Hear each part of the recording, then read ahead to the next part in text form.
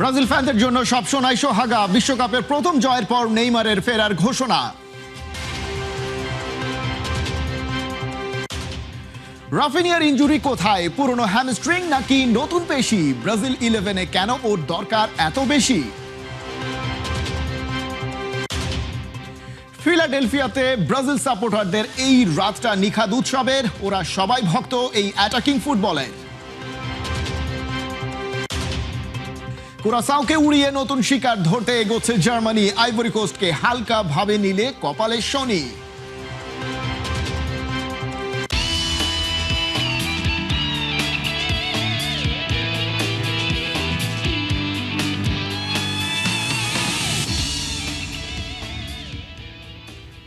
স্বাগত খেলা যোগে, আপনাদের সাথে আছি খালিদ জামিল।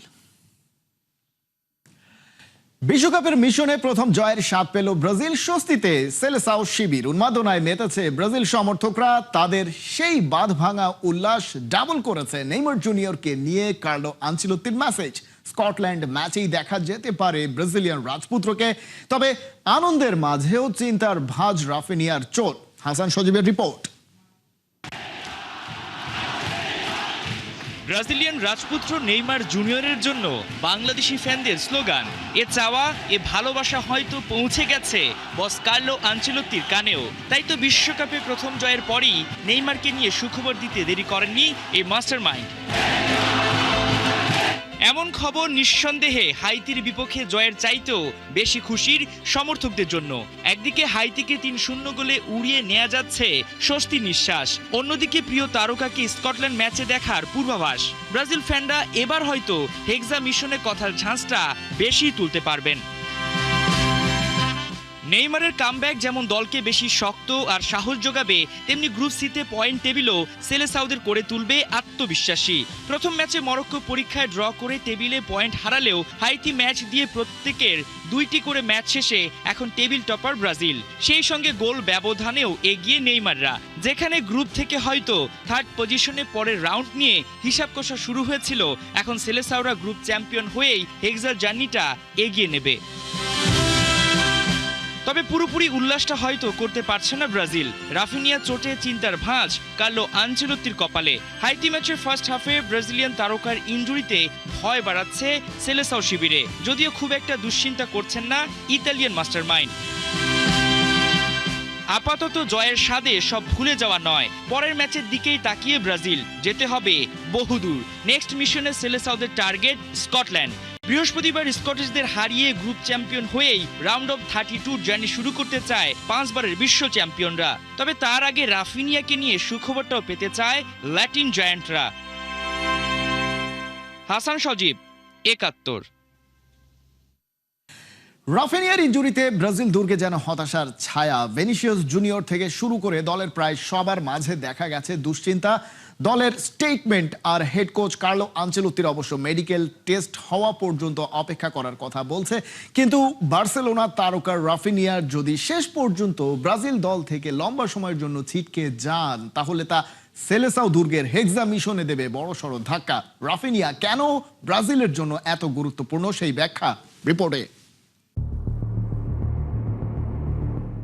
মাঠের ভেতর হঠাৎই বসে পড়লেন রাফিনিয়া। বার্সেলোনায় দারুণ একটা সিজন কাটিয়ে আসা এই উইঙ্গারের চোখে মুখে ছিল শঙ্কার ছায়া, কারণ অনুভূতিটা তিনি জানেন।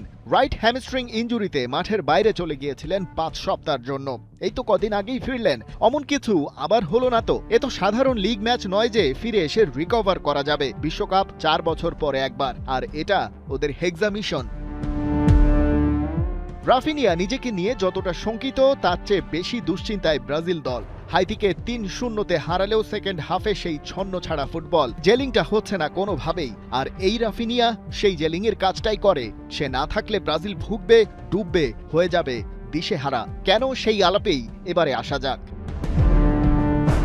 প্রথমেই আসে ইনসাইড ফরওয়ার্ড প্রোফাইল ও বক্স ক্র্যাশিং। টাচ লাইনের ধারে দাঁড়িয়ে ফুলব্যাকদের সাথে আইসোলেটেড 1-on-1 ডিলিংস। ট্র্যাডিশনাল উইঙ্গারদের এই চেনা ছকের রাফিনিয়াকে মাপা ভুল হবে। মাঠে তার আসল কার্যকারিতা মূলত একজন ইনসাইড ফরওয়ার্ড বা সেকেন্ডারি স্ট্রাইকার। রাইট ফ্ল্যাঙ্ক থেকে প্রতিপক্ষের সেন্ট্রাল চ্যানেলের দিকে তার অফ দ্য বল ডায়াগোনাল রানগুলো রীতিমতো প্রাণঘাতী। ডিফেন্ডারদের নজর এড়িয়ে এই হাফ স্পেসগুলো তিনি যেভাবে এক্সপ্লয়েট করেন তা যে কোনো ডিফেন্স ভেঙে দেওয়ার জন্য যথেষ্ট। এরপর আসে স্পেস অপটিমাইজেশন। মাঠের এক প্রান্তে যখন প্রতিপক্ষের ডিফেন্সিভ ব্লক বাদিকের ভিনিসিয়াস জুনিয়রকে ব্লক করতে ডাবল টিম করায় ব্যস্ত থাকে, রাফিনিয়া তখন আরেক সাইডের ফাঁকা জায়গায় রিড করেন নিখুঁতভাবে। ঠিক একজন শ্যাডো স্ট্রাইকারের মতো আচমকা পেনাল্টি বক্সে ঢুকে পড়েন, আধুনিক ফুটবলের ভাষায় যাকে বলে বক্স ক্র্যাশিং। উইং থেকে আসা লেট কাটব্যাক কিংবা লুজ বলগুলো লুফে নেয়ার ক্ষেত্রে এই টাইমিং একদম স্পট অন। তবে ফরওয়ার্ড জোনেই শুধু না, এলিট কাউন্টার প্রেসিং ও ফ্রন্টলাইন ডিফেন্সেও আপনি রাফিনিয়াকে খুঁজে পাবেন। সলিড ডিফেন্স ছাড়া বিশ্বকাপ জেতা অসম্ভব, আর এখানেই রাফিনিয়া অনন্য। ওপরে উঠবেন, একই সাথে ডিফেন্সিভ আউটপুট দিতে পারার মতো খেলোয়াড় ফুটবল দুনিয়ায় খুব একটা দেখা যায় না। রাফিনিয়া ডিফেন্সিভ কাউন্টার ওয়েট বা ব্যালেন্স ম্যানুফ্যাকচারার। ব্রাজিলিয়ান সিস্টেমে ট্রানজিশনাল কাউন্টার অ্যাটাকের ফায়দা তুলতে ভিনিসিয়াস জুনিয়রকে প্রায়ই মাঠের একদম ওপরে থাকার ট্যাকটিক্যাল ফ্রিডম দেয়া হয়, কিন্তু ভিনির এই হাইলি অ্যাটাকিং পজিশনের কারণে ডিফেন্সে যে গ্যাপ তৈরি হয় তার জন্য একটা ব্যাকআপ কাভারেজ দরকার। রাফিনিয়া মাঠের আরেক সাইডে ঠিক সেই ট্যাকটিক্যাল ব্যালেন্সটাই এনে দেন। সেই সাথে আছে প্রেসিং ইন্টেন্সিটি। মাঠে রাফিনিয়ার ফুসফুস যেন আস্ত ইঞ্জিন। প্রতিপক্ষের বিল্ড আপ ফেজেই আক্রমণ চোখ করে দেওয়া, নিচে নেমে নিজের ফুলব্যাককে ডিফেন্সে সাহায্য করা এবং নিখুঁত টাইমিংয়ে অ্যাটাকিং প্রেসিং ট্রিগার চালুর ক্ষেত্রে তার কোনো ক্লান্তি নেই। রাফিনিয়ার এই অক্লান্ত পরিশ্রমী সেলেসাউদের সেই হাই প্রেসিং ফ্লোর নিশ্চিত করে, যেটা ব্রাজিল কিংবা বার্সেলোনাকে প্রতিপক্ষের কাউন্টার অ্যাটাকের ধাক্কা থেকে বাঁচায়। সেই সাথে যোগ হয় রাফিনিয়ার ট্যাকটিক্যাল ভার্সাটিলিটি বা ফ্লুইড নাম্বার 10 অল্টারনেটিভস। প্রতিপক্ষ ম্যানেজারদের জন্য এই মুহূর্তে সবচেয়ে বড় মাথা ব্যথার কারণ। রাফিনিয়া ঠিক কোথায় লাইন আপ করবেন তা আগে থেকে অনুমান করা যায় না। তিনি এখন আর স্রেফ ডান প্রান্তের চিরাচরিত রাইট উইঙ্গার নন। সাম্প্রতিক ট্যাকটিক্যাল ইভলিউশনে দেখা গেছে রাফিনিয়া অনায়াসেই সেন্ট্রাল অ্যাটাকিং মিডফিল্ডার বা নাম্বার 10 রোলে ট্রানজিশন করতে পারেন অথবা একজন ফ্লুইড সেকেন্ড স্ট্রাইকার হিসেবে অপারেট করতে পারেন। মাঠে তার এই সেন্ট্রাল মুভমেন্ট প্রতিপক্ষের ডিফেন্সিভ মিডফিল্ডারদের পজিশনিং পুরোপুরি এলোমেলো করে দেয়। মিড গেম অ্যাডাপ্টেবিলিটিও চমৎকার। ব্রাজিল যদি প্রতিপক্ষের কোনো লো ব্লকের সামনে পড়ে, কোচ তখন সহজেই রাফিনিয়াকে মাঝ মাঠে পুশ করতে পারেন। ডিফেন্স আর মিডফিল্ড লাইনের মাঝের পকেটস অফ স্পেসগুলো খুঁজে বের করার জন্য এই কাজ করা হয়। আবার দরকার হলে তাকে উইংয়ে ছড়িয়ে দিয়ে প্রতিপক্ষের ডিফেন্স লাইনকে স্ট্রেচ করে দেওয়াও সম্ভব। কোন রকম সাবস্টিটিউশন ছাড়াই দলের শেপ পাল্টে ফেলার এই ট্যাকটিক্যাল ফ্লেক্সিবিলিটি সেলেসাউদের যে কোনো ম্যাচেই এক দারুণ কৌশলগত সুবিধা দেয়। ব্রাজিল যদি স্রেফ ব্যক্তিগত নৈপুণ্যের ওপর ভরসা করে ইন্ডিভিজুয়ালিস্টিক গেম খেলা শুরু করে, তবে টুর্নামেন্টের লেটার স্টেজ ইউরোপের নিরেট ও ৮০ ট্যাকটিক্যাল সেটআপের সামনে আনলক হয়ে যাওয়ার একটা বড় ঝুঁকি থাকে, আর রাফিনিয়া হলেন সেলেসাউদের ঠিক এই ঝুঁকিরই আসল ওষুধ। মাঠে তিনি যে স্ট্রাকচারাল ডিসিপ্লিন, নিরেট ডিফেন্সিভ কভার আর এলিট লেভেলের স্পেস এক্সপ্লয়টেশন উপহার দেন তা এক ঝাঁক বিশ্বসেরা ইন্ডিভিজুয়াল তারকাকে একটা সুসংহত বিশ্বকাপ জয়ী মেশিনে রূপান্তর করার জন্য অপরিহার্য। লাইমলাইটটা হয়তো ভিনিসিয়াস বা অন্য স্ট্রাইকাররা কেড়ে নেন, কিন্তু রাফিনিয়াই মূলত এই সেলেসাউদের পর্দার আড়ালের আসল ট্যাকটিক্যাল ইঞ্জিন। খালিদ জামিল, একাত্তর। ফিলাডেলফিয়ায় যেন ছিল ব্রাজিলের উৎসবের রাত। শুরু থেকে শেষ পর্যন্ত দাপুটে ফুটবল খেলে সমর্থকদের প্রত্যাশার প্রতিদান দিয়েছে সেলেসাওরা। গোল, গতি আর আক্রমণাত্মক ফুটবলে মুগ্ধ করেছে কার্লো আনচেলোত্তির শিষ্যরা। হারের কষ্ট নিয়ে স্টেডিয়াম ছাড়লেও হতাশ নন হাইতির সমর্থকরা। নিজেদের দলে লড়াকু মানসিকতায় খুঁজে নিয়েছেন ইতিবাচকতা, আর গ্যালারিতে বসে ম্যাচের রোমাঞ্চ উপভোগ করেছেন বাংলাদেশি ফুটবল প্রেমীরাও। তাদের প্রত্যাশা, বিশ্বকাপে বাকি পথেও এই ছন্দ ধরে রাখবে ব্রাজিল। আমেরিকার ফিলাডেলফিয়া থেকে অর্ণবাপীর রিপোর্ট। মরক্কোর সাথে ড্র দিয়ে বিশ্বকাপ শুরু ব্রাজিলের। দ্বিতীয় ম্যাচেই অসাধারণ কামব্যাক। এরকম একটা ব্রাজিলকেই তো দেখতে চাচ্ছিল গোটা বিশ্বের ব্রাজিল সমর্থকরা। ফার্স্ট হাফেই 3 গোলে এগিয়ে ব্রাজিলের এই জয় সেলেসাও সমর্থকদের দারুণভাবে খুশি করেছে। তাই তো ম্যাচ শেষে তাদের উদযাপনটাও ছিল অন্যরকম। Eu adorei estar aqui, uma experiência incrível. Vai Brasil! Brasil! Tamo até rouco, Brasil! I'm so happy that they won. This is great. This is great. I love it. I love life. This is great. Go Brazil! Bangladesh, we love you, Bangladesh. Thank you for supporting Brazil. Vamos! So happy and so glad to be here and watching this game. And we won, Brazil! Woo! Go Brazil! Just 3 goals. It's not too good, but Brazil will be the champion again 6 times. Go Brazil! Brazil আজকে অসাধারণ খেলেছে। ছোটবেলা থেকে শুধু চিন্তা করতাম কবে খেলা দেখব, তো আজকে ব্রাজিলের খেলা দেখে ছোটবেলার সেই স্বপ্নটা পূরণ হলো। অসাধারণ খেলা। Yeah, I support Haiti, and tonight was a tough match. We lost, but it's okay. We'll come back. This is our first time in a long time, so we'll be back one more day. So, Dando Bad, come on, Nacho. Thank you. খেলা খুবই interesting হয়েছে, ভালো competition যে খেলাতে। প্রথম দিকে Haiti খুব একটা ভালো করতে পারে নাই প্রথমার্ধে, দ্বিতীয়ার্ধে হাইতি বেশ ভালো খেলছে। তো ব্রাজিল অলসো অলওয়েজ ব্রাজিলের খেলা তো অলরেডি কম্পিটিশনেবল হবেই। তো ব্রাজিল এবং হাইতি তো তুলনা করো এই মুহূর্তে ঠিক না, ব্রাজিলেই। তবে হাইতি সেকেন্ডার্ধে বেশ ভালো খেলছে। Thank you for Haiti and also Brazil too. So happy to see the team, but everybody know Brazil is the best team. But I am so happy. Yes, the match was it was very sad for Haiti, but you know what? Haiti is a country that perseveres. The next game, we'll try our best, and it's going to be great. Don't worry about it. Haiti will never fail. ব্রাজিলের উদযাপনের লক্ষ্য তো শুরু হয়েই গেছে। মরক্কোর সঙ্গে draw, তারপর হাইতির সঙ্গে বড় জয় 3-0 গোলের। প্লেয়ারদের বডি ল্যাঙ্গুয়েজ, রাফিনা, ভিনি থেকে শুরু করে প্রত্যেকটা ফুটবলার যেভাবে মাঠে লড়েছে, সেটা অবশ্যই প্রশংসা পাওয়ার যোগ্য। তার মানে এবারের বিশ্বকাপে ব্রাজিল যে কিছু করে দেখানোর জন্য এসেছে, সেটা কিন্তু নিশ্চিতভাবে বলাই যায়। অর্ণব বাপি, ফিলাডেলফিয়া থেকে 71 টিভি। ব্রাজিলের জয়ের দিনে গুপ্ত দুধ্বনি শুনতে হলো আর্জেন্টিনার ভক্তদের। ড্যাফোডিল বিশ্ববিদ্যালয়ে হলুদ বাহিনীর সমর্থকরা মাতিয়ে রেখেছে পুরোটা সময়। হেক্সা জয়ের স্বপ্ন দেখছে ওরা। বলছে নেইমার ফিরলে আবার উড়বে 5 বারের চ্যাম্পিয়নরা। সাইফুল রূপকের রিপোর্ট।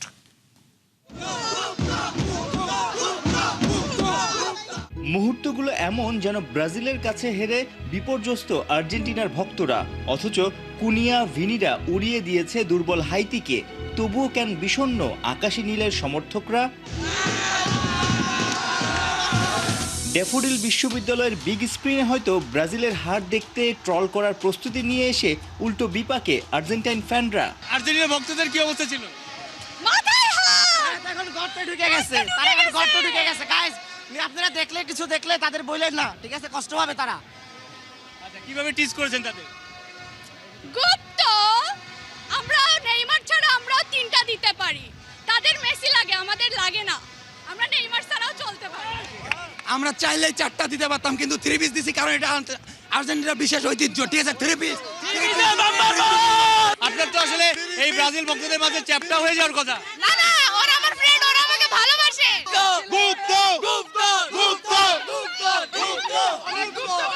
ব্রাজিল এরপর আর কত গোল দিতে পারে? 10টা। এটা হয় না। হবে না কেন? 7টা দিয়ে বলে দেখ যে আমরা 7টা দিতে পারি। 2014 সেই ঘটনা মনে করিয়ে দিলেন। যাই হোক, এইভাবে এই যে আপনাদের মধ্যে একটা মধুর লড়াই, আপনি সুযোগ মতো একদম 7টা ধরাই দিলেন। 7 আপ, হ্যাঁ বলি, আমরা লড়াই করি, এরপর আবার একজনকে সাপোর্ট করি। 7 আপ নিয়ে আপনাদের অনেক জ্বালিয়েছে, এখন আপনারা কি বলে জ্বালাচ্ছেন? 7 আপ নিয়ে জ্বালিয়েছে, ঠিক আছে, কিন্তু আমরা আশাবাদী যে আমরাও একটা এরকম হাতিয়ার পাবো, যেটা নিয়ে আমরাও আজ ওদের সাথে দেখা হলে ওদেরকে খেজুর খাওয়াবো। আপনারা পচান কি বলে? 3 পিস 3 গোল। কিন্তু আপনারা তো 3 গোল দেন, আর্জেন্টিনাও 3টা দেয়, আপনারাও 3টা দেন। একটা বেশি দিলে মনে হয় জমতো নাকি? ইনশাআল্লাহ নেক্সট টাইমে 6টা দিবই। তারকা খেলোয়াড় বলে কথা, মাঠে না নামা নেইমারকে নিয়েই রব উঠেছে বারে বারে। পরের ম্যাচেই ইনজুরি কাটিয়ে ফিরছেন ব্রাজিল সুপারস্টার। ধরাছোঁয়ার বাইরে চলে যাবে হলুদ শিবির। আমরা হেক্সা মিশন পূরণ করব। ব্রাজিল সাপোর্টার, বাট একটা আর্জেন্টিনা টিম এখানে খেললে অন্তত 7 থেকে 8টা গোল দিত। ব্রাজিল আরো গোল দিতে পারতো যদি আমাদের নেইমার থাকতো, ঠিক আছে? ওরা তো মেসির উপর ডিপেন্ডেড, মেসি ছাড়া তো ওরা ওদের খেলাই বুঝে না ওরা। নেক্সট ম্যাচে ইনশাআল্লাহ, নেক্সট ম্যাচে পোষাই দিব। চীনের দুঃখ হোয়াংহো নদী, ব্রাজিলের দুঃখ জার্মানির কাছে 2014 সালে 7 গোল খেয়েছিল নিজের মাঠে। সেই ব্রাজিল ভক্ত জার্মানি ভক্ত একসাথে, মানে দেখা হলেই কি ব্রাজিলকে 7 আপ দেখিয়ে দেন? হ্যাঁ, দেখানো হয় 7 আপ।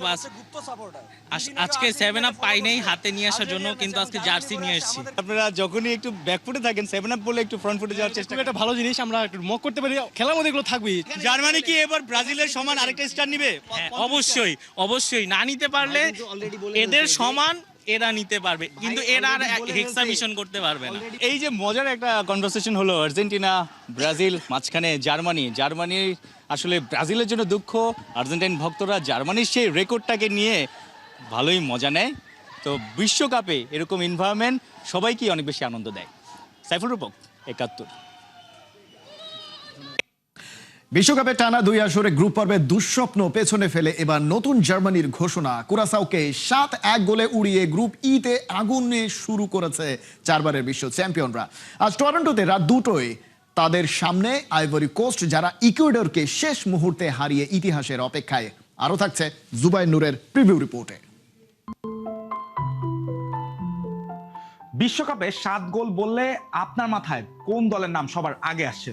নিশ্চয়ই জার্মানি। 2014-তে ব্রাজিলের মাটিতে 7-1 ছিল ইতিহাসের ভূমিকম্প, আর 2026-এ কুরাসাওর বিপক্ষে 7-1 যেন হারিয়ে যাওয়ার জার্মান মেশিনের নতুন starting sound.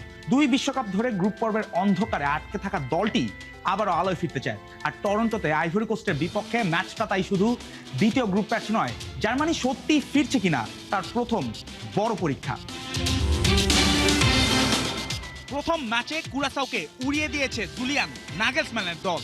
Felix Nmecha, Nico Schlotterbeck, Jamal Musiala, Nathaniel Brown, Deniz Undav সবাই নাম লিখিয়েছেন গোলের উৎসবে। আর কাই হাভার্টস করেছেন জোড়া গোল। জার্মানি এখন টানা 10 ম্যাচের জয়ের ছন্দে। 1979-80 সালের পর তাদের সবচেয়ে বড় বিজয় যাত্রা। এই ছন্দ বলে দিচ্ছে জার্মানি আর শুধু টুর্নামেন্টে অংশ নিতে আসেনি, তারা এবার বিশ্বকাপকে নিজেদের পুরানো ভাষায় পড়তে চাইছে। এই দলের সবচেয়ে বড় অস্ত্র সামনে মুসিয়ালা ও ফ্লোরিয়ান ভির্টসের সৃজনশীলতা, সানের গতি, হাভার্টসের ফিনিশিং। আক্রমণে জার্মানির কাছে আছে আধুনিক ফুটবলের সব রং। হাভার্টস নিজেই বড় মঞ্চের আলাদা চরিত্র। ইউরো 2020, 2022 বিশ্বকাপ, ইউরো 2024, 2026 বিশ্বকাপ, টানা 4 বড় টুর্নামেন্টে জার্মানির হয়ে গোল করা একমাত্র ফুটবলার তিনি। নাম্বার 9 না হয়ে বক্সে তার উপস্থিতি এখন নাগেলসম্যানের সবচেয়ে বড় ট্রাম্প কার্ড। তবে বিশ্বকাপ জিততে শুধু গোল করলেই হয় না, গোল বাঁচাতেও হয়। আর এখানেই জার্মানির অস্বস্তি। বিশ্বকাপে টানা 7 ম্যাচে ক্লিন শিট নেই তাদের। শেষবার গোল না খেয়ে ম্যাচ শেষ করেছিল 2014 ফাইনালে আর্জেন্টিনার বিপক্ষে। 40 বছর বয়সী ম্যানুয়েল নয়েরের অভিজ্ঞতা আছে, কিন্তু তা স্লটারবেক জুটিকে সামলাতে হবে আইভরি কোস্টের গতি, শক্তি আর শেষ মুহূর্তের আঘাত। কারণ এই আইভরি কোস্ট অপেক্ষা করতে জানে। ইকুয়েডর 3 বার পোস্টে বল মেরেও গোল পায়নি, আর 79 মিনিট 32 সেকেন্ডে বদলি নেমে আমাদ দিয়ালো ম্যাচ ছিনিয়ে নিয়েছেন। বিশ্বকাপে বদলি খেলোয়াড়ের এমন দেরিতে জয়সূচক গোল খুবই বিরল। এবার আমাদ দিয়ালোর সামনে সুযোগ। গার্ভিনিওর পর দ্বিতীয় আইভরিয়ান হিসাবে তারা 2 বিশ্বকাপ ম্যাচে গোল করা। ম্যাচের আগে কোচ এমেরসে ফায়ের কথায়ও সেই সাহসের প্রতিধ্বনি। তার ভাষায় জার্মানদের খেলা দেখতে আসেনি আইভরি কোস্ট, এসেছে তাদেরকে হারাতে। তার লক্ষ্য পরিষ্কার, জয় নিয়ে সরাসরি দ্বিতীয় রাউন্ড নিশ্চিত করা এবং 6 পয়েন্ট নিয়ে গ্রুপের শীর্ষে ফেরা। জার্মানি জিতলে নকআউটের রাস্তা প্রায় নিশ্চিত, গ্রুপের শীর্ষস্থানও হাতের মুঠোয় চলে আসবে। আর আইভরি কোস্ট জিতলে প্রথমবার এক বিশ্বকাপে 2 জয়, প্রথমবার নকআউটের স্বপ্ন। 2 ইতিহাস একসঙ্গে দরজায় কড়া নাড়বে। জুবাইর নূর, ৭১। ভবিষ্যৎ তারকাদের ম্যাচ দেখতে স্টেডিয়ামে হাজির প্রধানমন্ত্রী তারেক রহমান। প্রাথমিক বিদ্যালয় গোল্ড কাপ ফুটবল টুর্নামেন্ট দেখতে এদিন আর্মি স্টেডিয়ামে যান প্রধানমন্ত্রী। এ সময় চলছিল দেশের 65,342টি সরকারি প্রাথমিক বিদ্যালয় থেকে বাছাই হওয়া 4 দলের খেলা। এই টুর্নামেন্টে বালক বালিকা 2 গ্রুপ থেকে প্রায় 22 লাখ শিক্ষার্থী অংশ নেয়। আগামী আসরে এই সংখ্যা ছুঁতে পারে 50 লাখে। প্রাথমিক পর্যায়ে ক্লাস 4 থেকে খেলাধুলা বাধ্যতামূলক করার সিদ্ধান্ত নিয়েছে সরকার। তারই ধারাবাহিকতায় স্কুল পর্যায়ে ফুটবলে বিশেষ গুরুত্ব দিচ্ছে সরকার। জাতীয় দলের পাইপলাইন মজবুত করতেই নেওয়া হচ্ছে এই উদ্যোগ। এতে তুলনামূলক বেশি খেলোয়াড় উঠে আসবে বলে মনে করেন বিশ্লেষকরা।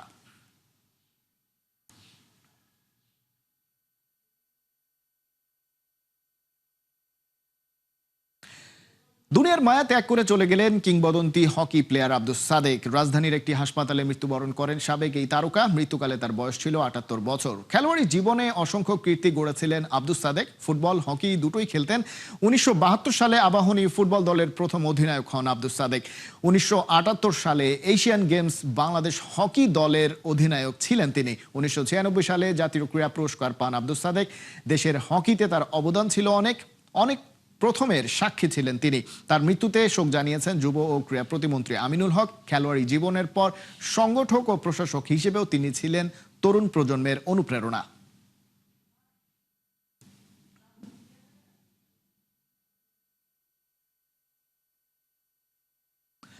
এই ছিল এখনকার খেলা যোগে। সরাসরি সংবাদ আর অনুষ্ঠান দেখতে চোখ রাখুন ৭১-এর ফেসবুক পেজে এবং সাবস্ক্রাইব করুন ৭১-এর ইউটিউব চ্যানেল। ৭১-এর সাথেই থাকুন।